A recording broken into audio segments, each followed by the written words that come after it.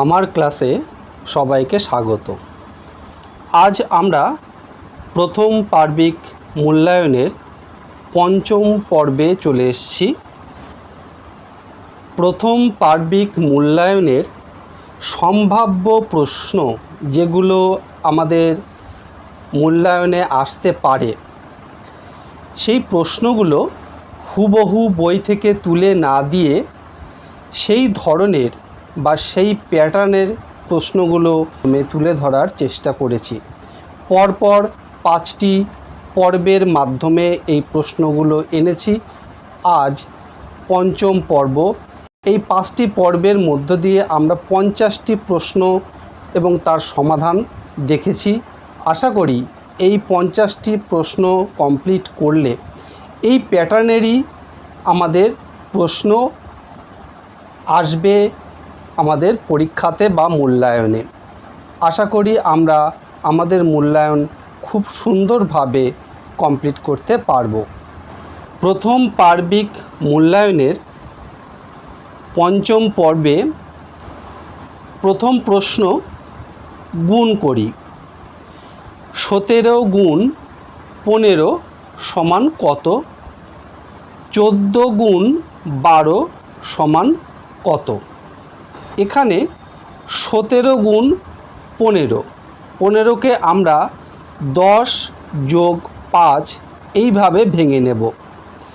ভেঙে নিলে আমরা 17কে একবার 10 দিয়ে গুণ করব আর একবার 5 দিয়ে গুণ করব।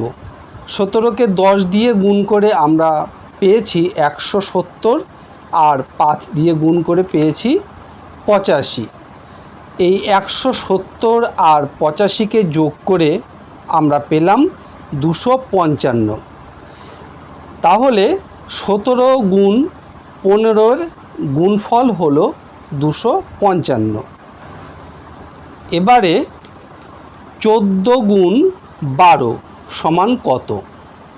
এখানে 12কে আমরা 10 যোগ 2 এইভাবে ভেঙেছি। 14 গুণ 10 আর 14 গুণ 2, 14 গুণ 10 সমান 140 আর 14 গুণ 2 সমান 28। 140 আর 28 যোগ করে আমরা পেয়েছি 168। 2 নাম্বার প্রশ্ন, একটি ঝুড়িতে 45টি আম থাকলে 26টি ঝুড়িতে কতগুলি আম থাকবে?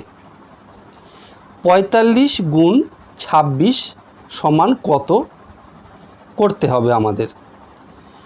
45 গুণ 26কে আমরা এইভাবে ভাঙব 20 যোগ 6।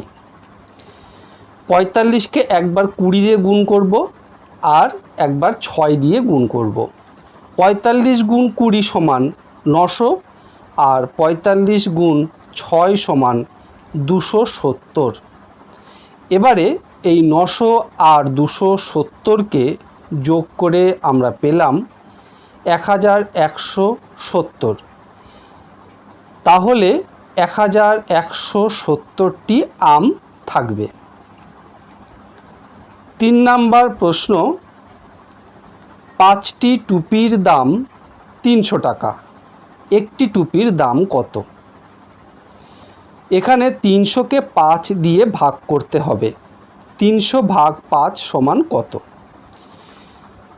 300কে 5 দিয়ে ভাগ করে আমরা পেয়েছি 60, তাই উত্তর হবে 60 টাকা। 4 নাম্বার প্রশ্ন, 1215টি গাছের চারা 9টি সারিতে লাগাতে হবে। প্রত্যেক সারিতে সমান সংখ্যক চারা থাকবে। প্রতি সারিতে কটি চারা লাগানো যাবে? এখানে 1215কে 9 দিয়ে ভাগ করতে হবে। 1215কে 9 দিয়ে ভাগ করে আমরা পেয়েছি 135। 135টি চারা লাগানো যাবে প্রত্যেকটি সারিতে। 5 নাম্বার প্রশ্ন, মার কাছে 2000 টাকা আছে। মা 600 টাকা দামের দুটো প্যান্ট কিনলো, মার কাছে কত টাকা থাকবে? প্যান্ট কিনেছে 600 গুণ 2, অর্থাৎ দুটো প্যান্ট কিনেছে, সেই জন্য 600 গুণ 2 সমান 1200 টাকার। তাহলে বাকি থাকলো 2000-এর থেকে 1200 বিয়োগ সমান 800 টাকা। তাহলে উত্তর হলো 800 টাকা থাকলো। 6 নাম্বার প্রশ্ন, সঠিক সংখ্যা বসাই। 12 গুণ কত হলে 108 হবে, আর 5 গুণ কত সমান 60 হবে? এখানে 12 গুণ 9 সমান 108, অর্থাৎ 12-র সঙ্গে 9 গুণ করলে আমরা 108 পাবো।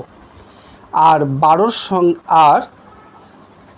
5-এর সঙ্গে 12 গুণ করলে আমরা 60 পাবো। 7 দাগে একদিনে 62টি পুতুল তৈরি করা যায়। 2 সপ্তাহে কতগুলি পুতুল তৈরি হবে? 2 সপ্তাহ মানে কতদিন? 7 গুণ 2 সমান 14 দিন। তাহলে 62কে 14 দিয়ে গুণ করতে হবে। 62 গুণ 14 সমান কত? 14কে আমরা 10 আর 4 এইভাবে ভেঙে নেব। 62কে একবার 10 দিয়ে গুণ করব আর একবার 4 দিয়ে গুণ করব। 62কে 10 দিয়ে গুণ করে আমরা পেয়েছি 620, আর 4 দিয়ে গুণ করে আমরা পেয়েছি 248। এই 620 আর 248কে যোগ করে আমরা পেয়েছি 868। তাহলে 868টি পুতুল তৈরি হবে। 8 দাগের প্রশ্ন, 1 বছর সমান কত মাস? 9 বছর 5 মাস সমান কত মাস? 1 বছর সমান 12 মাস। 9 বছর 5 মাস সমান 9 গুণ 12 যোগ 5। এখানে 9 গুণ 12 সমান 108, তার সঙ্গে 5 যোগ করে আমরা পেয়েছি 113 মাস। তাহলে 9 বছর 5 মাস সমান 113 মাস। 9 দাগের প্রশ্ন, 1 ঘন্টা সমান কত মিনিট? আর 2 ঘন্টা 15 মিনিট সমান কত মিনিট? 1 ঘন্টা সমান 60 মিনিট। এবারে 2 ঘন্টা 15 মিনিট সমান 2কে 60 দিয়ে গুণ করতে হবে, কারণ আমরা জানি 60 মিনিট মানে 1 ঘন্টা, তাই 2কে 60 দিয়ে গুণ, তার সঙ্গে 15 মিনিট যোগ 15।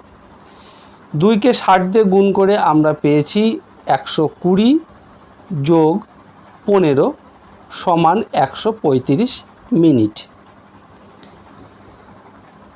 10 দাগের প্রশ্ন, ভাজ্য সমান কত? এখানে এইভাবে লিখতে হবে, ভাজ্য সমান ভাজক গুণ ভাগফল যোগ ভাগশেষ। ভাজক আর ভাগফল এই দুটোকে গুণ করে তার সঙ্গে ভাগশেষকে যোগ করলেই আমরা সবসময় ভাজ্য পাব। তো ভাজ্য সমান কত, এরকম প্রশ্নের সমাধান আমরা এইভাবে করব, ভাজ্য সমান ভাজক গুণ ভাগফল যোগ ভাগশেষ। তোমরা ভালো থেকো, ধন্যবাদ।